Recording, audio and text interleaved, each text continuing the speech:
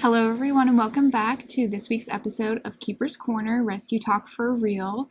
Today we have a really exciting episode. We're having Caleb LaPoint on. He's an animal behaviorist and he's going to be talking to us about some animal and dog behaviors and how to manage them.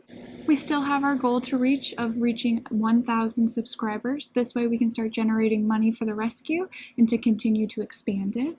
We're going to be answering some questions that people wrote in about as well, so stay tuned for that. And then we also have a very special episode of Creature Feature later with Jay. And some of you, if you follow us, might know Jay. Caleb has done some work personally with him, so he's going to be talking about him and what a perfect home for Jay looks like. So stay tuned, please like and subscribe, and please enjoy today's episode. All right, everybody, I'm here with Caleb LaPoint, and he's going to introduce himself and talk a little bit about what he does and how he got started into it. So I go to shelters and I help with some of their problem behaviors or behaviors that arise due to dogs that have gone through a little bit more in life or dealt with a little bit more stimuli than other dogs. Dogs that have been rehomed multiple times, have dealt with multiple owners, multiple dog families, multiple dog households.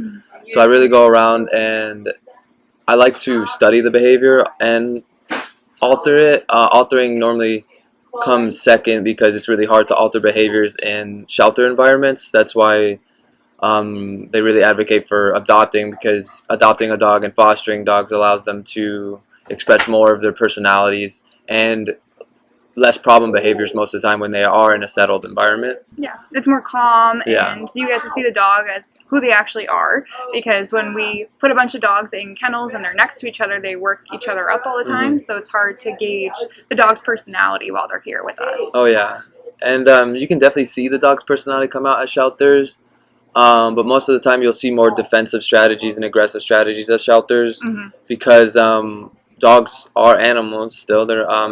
They do have the brain of a 3-year-old, but they are still animals. They are much more physical creatures and sensitive creatures to stimuli, noise, smell, and their environment. And when they're in a shelter, they're meeting and smelling new people and new dogs every week and every day. Yep.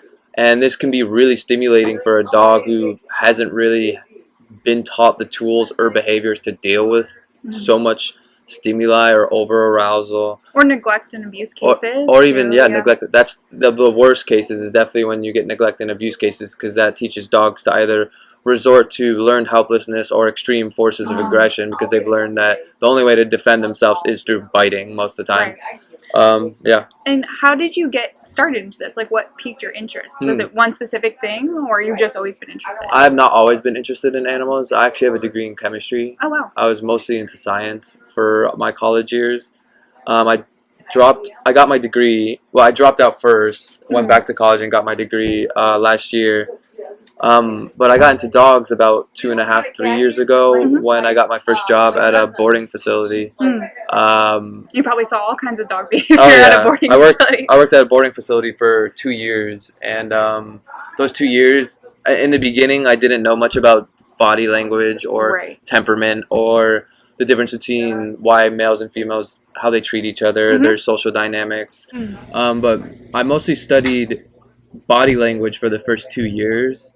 When I was working at the boarding shelter, I never really actually got into behavior till about 1.5 years ago. Okay.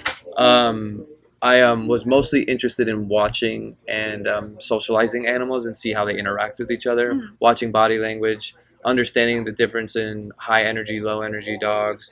And you could probably tell, like, after doing it for a certain period of time, who's going to get along with who. Almost instantly. Yeah. And sometimes especially with shelter case dogs or rehome dogs, you have to be a little bit more hesitant with grouping dogs, because you'll notice that dogs are a little bit more sensitive. There's very minimally aversive tactics that you can use to help dogs get over a lot of their confidence and anxiety issues. And teaching them confidence, like you said, is really a huge thing for us. Yeah. And you've helped us a lot here. So why don't you talk about what you do for us here? Like, when you come in, what are you looking for, and how do you help the situation? Well, what I do when I come in here is I look for dogs that are having a little bit more difficulty getting adopted because of they call them problem behaviors, but they're just behaviors that adopters might find Unideal. Unideal. Yeah.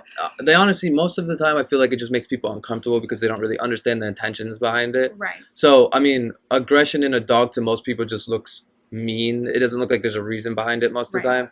I like to come in to find the dogs that are having a little bit more problems with reactivity or defense biting, and I like to desensitize them a little bit and help them understand that the behaviors they're showing aren't really welcomed in a nice way, or to show them an alternative behavior, such as biting a toy instead of biting your hand. Yep. That's one of the big ones I do. Most dogs would rather bite toys than hands. If you teach a dog that every time they go to bite your hand, you'll take the toy away, most of the time they'll bite the toy over Yeah. your hand. Yeah. I found a dog specifically that I work with here is JJ. He has a very high stimulation. It's very easy to stimulate him. He gets really excited when people come Yeah. by his crate. And he's used to reacting in a way that gets him rewarded, but he doesn't understand that that reward isn't really polite to Right. people. In his head, he's doing something that feels good.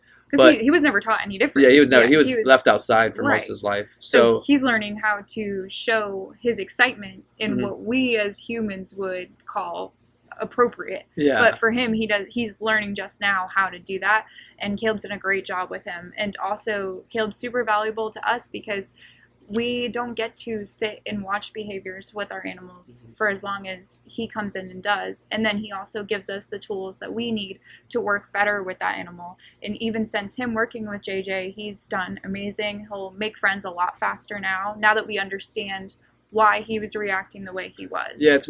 It's with dogs. It's really, you can sum it up to two things with aggression. It's really about finding their motivator and the reason, and also the stimuli that's causing the aggression. Right. If you find out those two things, if you find out a dog's motivator on why they're doing what they're doing, whether it's to protect themselves, to proactively protect themselves, which means to be aggressive, to push something away quicker, or just a fear reactivity based on learned behavior and learned experiences. Right. Because I think with JJ, you had mentioned that he had learned if he did bark and lunge, that created the space that he was looking for. Yeah, he definitely would rather you go away than pet him. He's had more bad experiences than good experiences, probably. Right. And you can't always say that with past history because you can never ask a dog what directly happened to them. You can, I wish you could, because that would be great if be we easier, could know the background but of everybody. You can only temperament test, which is doing a series of hand, toy, body movements to make the dog, to see if the dog's going to react in an aggressive or non-aggressive way. And when we talk about aggression, you really sum it up to defensive aggression or forward aggression. It's a dog will either react defensively, feeling that they have to do it because their space is being violated or their life is in danger. And they're trying to push you out of it. Yeah, or they're gonna. Some dogs will have more forward aggression because they've learned that their aggression gets what they want. Right. Which means barking at people coming up to fences and making them go away. A little growl, a snap to make someone back up. Right. Those things are. People don't realize that those things are actually intrinsically rewarding over the long run. Definitely. And the brain is flooded with a bunch of chemicals that tell the dog what they're doing is good. Right. Most of the time. And I think, I'm sure you probably will agree with this, in my time working with animals, I don't think I've yet to meet a dog that is just aggressive for no reason. Yeah, most dogs aren't aggressive for no reason. Right. The only time you'll find aggressive for no reason would be a predatory aggression. Yep. And that's, you'll normally find in terrier breeds or breeds that have been successful in hunting. Like high prey drive. High prey drive. And that type of aggression isn't loud and flashy. It's actually quite quiet. And it's also natural. To yeah, and it's natural. And most of the time to deal with that behavior, you either found another outlet to satisfy the predatory impulse or you avoid triggers. I think you mentioned something good was where you can't necessarily always completely extinct a behavior. No. Some dogs, it's just who they are. And I think people also have this idea that I've had a lot of people try to find a friend for their dog who clearly wants to be the only dog in the house. And they think the dog is missing out maybe on not being friendly or sociable with other dogs. Can you weigh in on that at all? Like, do you find that there are some dogs that would rather just be left alone? Yeah. Probably. I read a lot about people who stop bringing their dogs to the dog park because they have too much bully tendencies. Right. They'll notice that their dog plays a little bit more brash and a little bit more forward than other dogs. And when you get into breeds, you'll notice that with specific breeds like French bulldogs, English bulldogs, and those short snout, no tail breeds, you'll notice that they a lot of the time get misinterpreted by other dogs based on their physiology and Yeah. their That's such a good point, their actually. physical Yeah. characteristics. Actually, other dogs look at them and can't read or communicate with them Yeah. as efficiently as, Right. let's say, a wolf pack, because wolves almost uniformly look the same, and their noses, tails, and eyes all move and act the same. For But when sure. you add different breeds into the group, they have problems communicating with each other sometimes with their body language. And you mentioned dog parks. That's such like a controversial Yeah. opinion for a lot of people. Like I know personally, I've even had bad experiences at dog Mhm. parks. What do you think of them? Are they a good place to go, and how do you do it right if you are going to do it? I don't recommend dog parks, Mm-hmm. really, because you can never expect what someone else is going to be doing with their dog there, Yeah. or how someone else's dog will react to your dog, Mhm. or if someone's off-leash dog is a little bit of a bully. You just really can't assume that every dog and every person there knows how to control or manage their dog. Yeah. So I would just recommend more controlled and safe environments for your dog if you're really looking for social behavior. It would be, I really recommend matching dogs based on their personalities. So Yeah. you don't really want to put a scared, fearful dog with a fast, high energy dog who runs around at Yeah. Mach 10, scaring everyone, Yeah. knocking dogs over. You would probably want to pair them with an older, slower dog who's a little bit more gentle to meet with. So Yeah, that's what I definitely. highly Matching recommend. is super important, and we try to do that here too. We require meet and greets before. If you have an existing animal in the home, we require a meet and greet to make sure the dog that you're looking at will match the new dog's energy, make sure they get along.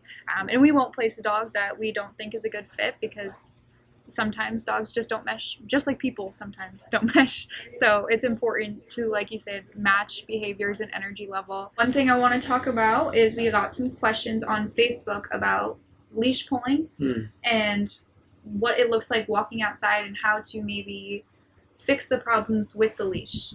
Yeah, so pulling is probably one of the most talked about subjects. It's probably also one of the most controversial, because when you talk about leashes, you have so many different types of leashes. You have harnesses, choke collars, e-collars, pinch collars, flat collars. You have loop leads.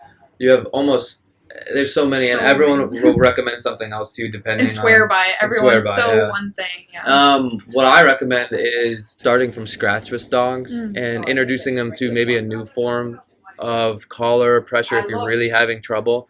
Let's say you just got this dog, a brand new puppy or a brand new dog from a shelter, and he's ripping you across for every stimuli in his existence, every reinforcement he wants to come across. I would really get the dog used to what a leash is at first. You don't need a dog to listen to you. You don't need to choke them out at first. Showing the dog that the being on a line is fun in the first place, in my opinion, is rule number one. When you put a collar or a harness on a dog, you're automatically restricting their escape. Right. And when you're restricting a dog's escape, which you're restricting their flight, it means that they have no other option but to defend themselves if some sort of aversive stimuli were to come into their environment or your environment. Like a dog passing you on the street. Yeah, a car, a loud noise, a slam of the door, a bicycle. In most cases, dogs, if you let go of the leash during an aversive stimuli or an event, they would, if they don't feel 100% that you could protect them, they would most likely run away. Right. So when you're dealing with leashes, you have to remember that removing yourself away, like getting away from stimuli, is the number one thing you can do to lower reactivity. But if your dog's already reacting and pulling and lunging, my number one thing you should never do is you should never fight and pull the dog away. Get in front of them and just walk into them away from the situation. Like enter their space and back. Because dogs really react more to your body than your voice. So when you show them that you're in front of them walking backwards, it might help them. It might incentivize them that you block kind of their vision. And when you block a dog's vision to a stimuli, it also helps. And then when you push them back and turn them around, it might reset them almost. Reset them a little bit and help them shake off some of that initial arousal that you're seeing in most dogs when they're pulling. Because a lot of dogs go up really quickly, and most people don't have the tools, or the dog doesn't have the tools to bring it back down quickly enough. So a lot of the time, what I recommend is, if you're really having trouble with specific stimuli, is working with your dog near the stimuli at a threshold where they know it's there, but they're not reacting to it, Mm-hmm. and just doing things around it. Let's say your dog likes to play catch or fetch or tug. Doing things around stimuli is one of the best things you can do to desensitize them. Yeah. That way it's not like the only thing they're focused on Mhm. is the one thing that you know that they're going to react to.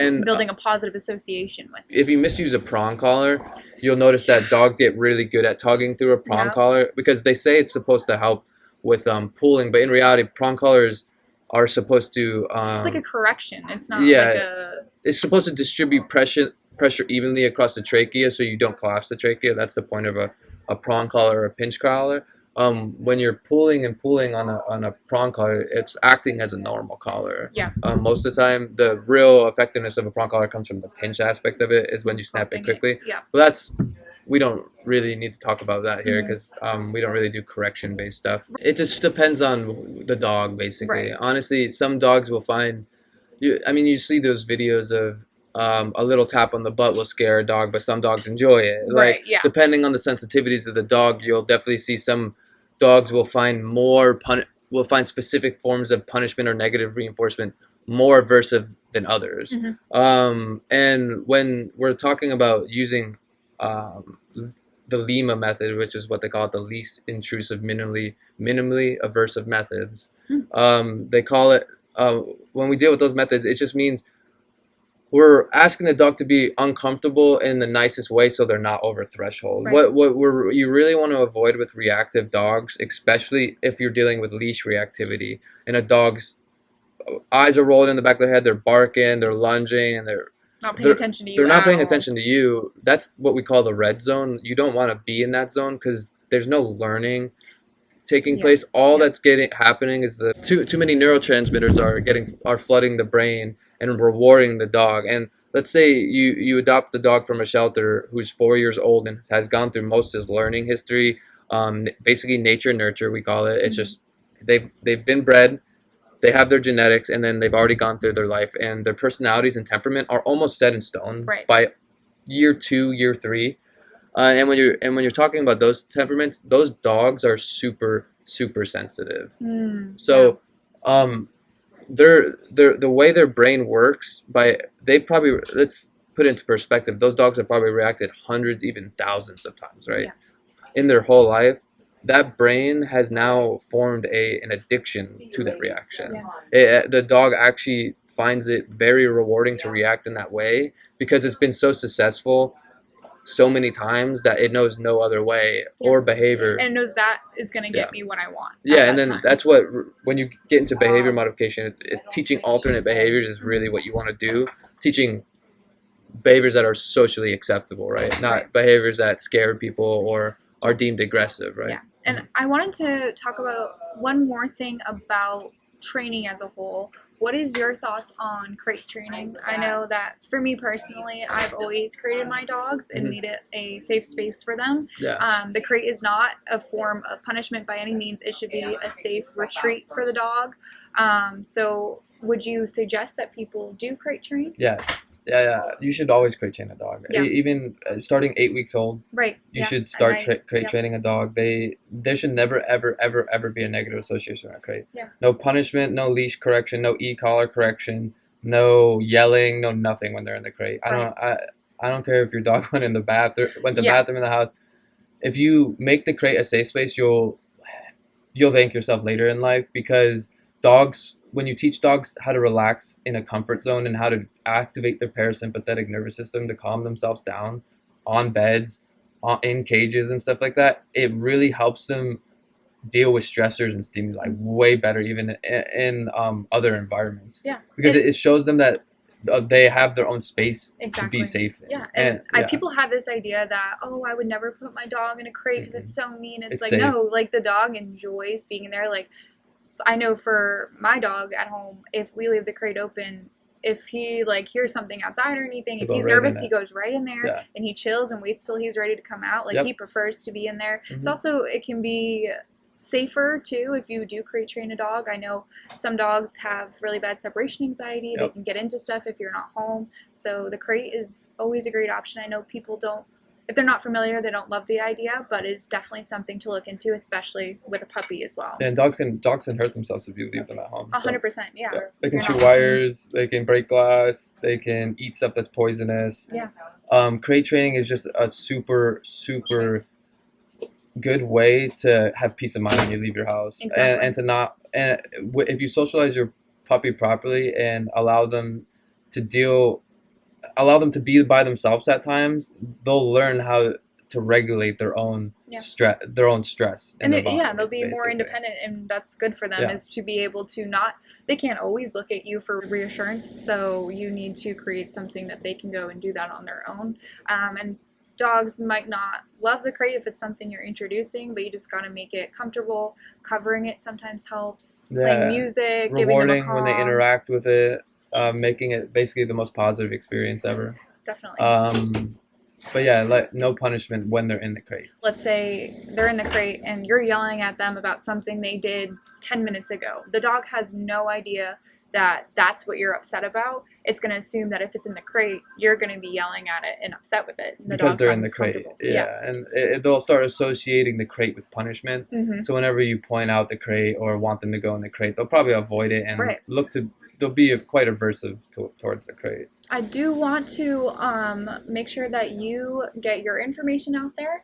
I want to talk about what you offer to people and how can they contact you and what does a session with you look like.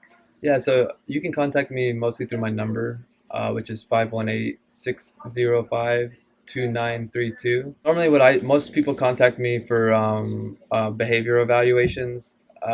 They hire me for 3 to 4 sessions to come in and help them understand their motivators behind their dog's behaviors, and some management protocols and exercises they can do to management behaviors. Mm-hmm. So a lot of behaviors I'll get would be aggression while walking on leash, resident aggression between dogs. Maybe like toy possession? Do you ever get all of really? That? Well, I have this. So most people contact me because they can't really have people over because their dog is too possessive of them, the owner. Or just in general, they just have their threshold for frustration is low. Okay. And if you're around those dogs, they're kind of hair triggers, and you try to grab their toy, you try to grab their food, someone bends over too quickly. It's scary because they can just flip a switch pretty quickly. Yeah. Unpredictable behavior. Well, unpredictable maybe, to an extent, that you might see as unpredictable, but if you really do dive in, you can pick up the small little things that's going to set them off. And I also do house sitting and overnights for people who have problems finding sitters for their aggressive dogs because people are scared to go in their house. For sure. What I'll do is I'll come to people's houses and help get to know the dog, talk to their owners. Most of the time they end up just hiring me for behavior work, and they don't even use me for sitting. They enjoy that the dog feels comfortable around me, and a lot of these people just kind of want their dog to play with someone. Yeah. And having a dog that might be reactive can put a huge stress on owners. Oh yeah, these people are exhausted most of the time. It can take a toll. Yeah, they really just kind of want to walk their dog. A lot of these people just kind of want to not feel stressed out with their dog, feel like their dog's gonna hurt someone, be annoying, embarrass them even. Yeah. And a lot of these people just don't understand the motivators, or that they're actually a lot of owners don't understand they actually feed into without even meaning to. Yeah. Accidentally reward rude behaviors, rude non-pro-social behaviors, whether it's been rewarded intrinsically or rewarded by their owner, or the environment itself, because environment a lot of the time is a punisher or a reinforcer to your dog.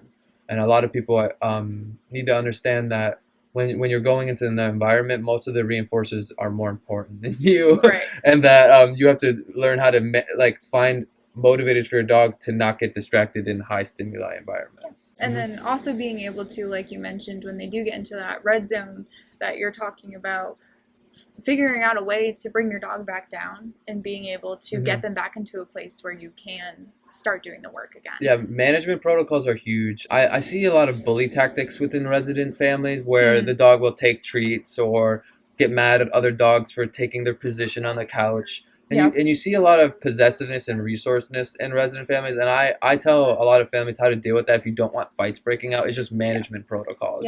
It's showing the dog that when he does do his bully tactics, they don't get his reward. Because dogs will use aggressive tactics to get rewards. Well, if it works for them, Yeah, then obviously they're going to mhm. do it. And when I mean aggressive tactics, I don't mean mauling your hand. Right. I simply Yeah. mean a dog can paw your knee. Yeah. That would be a Like forward pushing. behavior in term or butting their head, nipping at your fingers when you have a treat. Those are what we call bully tactics because in the past the dog has been, oh hey, oh okay, here's the treat for what you're doing. You're being annoying or you're being too much. Just here's the reward. And that's a huge thing I feel like people might not realize is these things that they're doing to like kind of put a band-aid on the problem of well, I can throw this over here and then he'll leave me alone. But the reason he was doing it, that's the problem you gotta fix if you want him, like you've just taught him to repeat that behavior over and over again, and he's gonna get what he wants. I just see a lot of people who want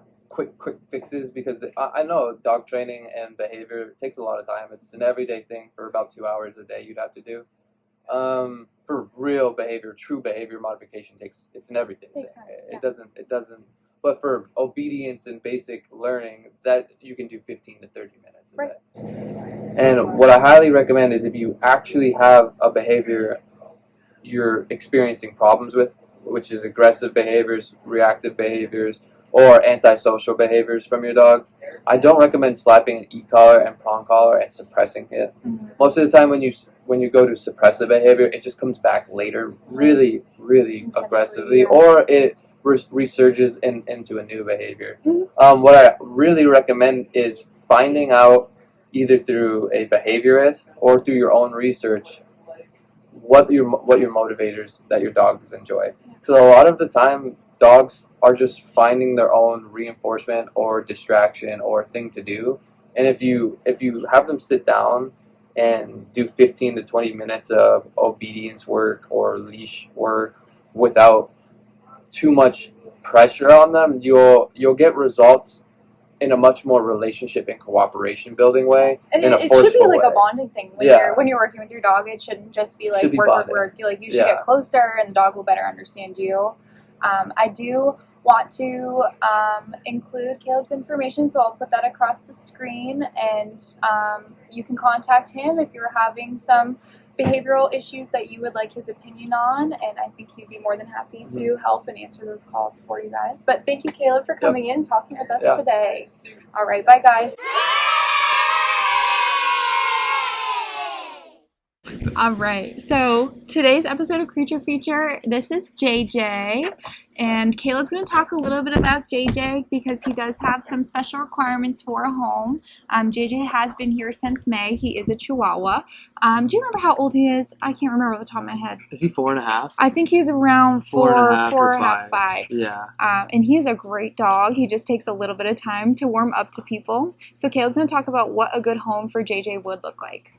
I am actually going to take him off the table here soon because he's more comfortable. I do want you guys to see him and that he's quite docile most of the time. So JJ requires a little bit of specific handling. Yeah, handling would definitely be the best word. He just has very sensitive triggers and touch triggers. He's been through obviously specific situations where he's had to protect himself by biting. Right. So he reacts extraordinarily quickly to pressure at specific points in his body. Specifically when you try to pick him off the ground, he has a very aggressive reaction towards that because he's actually fearing for his life. And he's so small too, so it is a big danger for him. I can pick him up, and I can show people how to pick him up if you do need to pick him up. But you'll notice when you go to pick him up, his whole body will stiffen because he's genuinely scared. He doesn't enjoy it. It's not fun for him. So I would recommend not picking him up. And he was found, or he was kept tied outside to a tree. So this dog, he probably didn't get enough socialization when he was younger with people. And it is night and day difference of how he was when he first came in here versus now. Caleb's done such an amazing job on getting him more comfortable and open to the idea of making friends with people. It just takes him like a minute to sit down with someone he's comfortable with and someone he's meeting, and for that person to show him that they're not scary and that they can be his friend. And that's really all it takes to get close to him. As far as handling, like you said, it is very specific about how to make sure that he's most comfortable. I would say personally, I'm sure you would agree, no kids in the house. Yeah, I would recommend no kids. And if you do have another dog, I reckon or cat. He actually does enjoy cats. He will not attack your cat. Yeah. He enjoys being around other animals. He's not too much of a bully. He will resource guard food, toys, and water. So I would highly recommend not doing that with other dogs. But he plays very nicely. He loves older dogs. He loves girl dogs. Yeah, IKEA that we have here, they're best buddies. They play, and Yeah. she's a bigger dog, and he's not nervous. Caleb had mentioned before, and I think it's important to point out, if you do have a dog that's bigger, and if JJ were to protect something of his, it's important that that dog wouldn't have a big reaction towards him. Mm-hmm. Yeah, because JJ's quite protective of his things because we don't know if he's had to fight for them or compete for them, and he reacts very quickly because he has a very low threshold. We call it hair. It's just a hair trigger threshold. When it comes to his nape, the back of his neck, his stomach, and he gets very sensitive about those spots, and he really doesn't want you pushing or putting too much pressure in those spots. He will bite you. If you do that. And he is one of those dogs where it's not a Chihuahua nip. Like he was very, very forward in his reactions towards people. He's actively protecting himself. He's not doing it for fun. He genuinely thinks.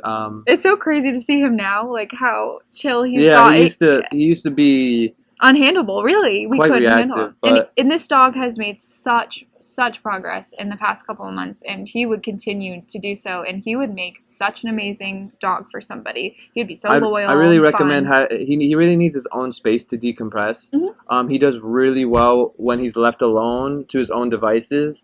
He's not one of those dogs who always wants to be handled and touched. He'll let you know when he wants to be touched. He's a little more independent. He's a little bit more independent, but he definitely loves physical contact. Oh yeah, he loves the scratchies.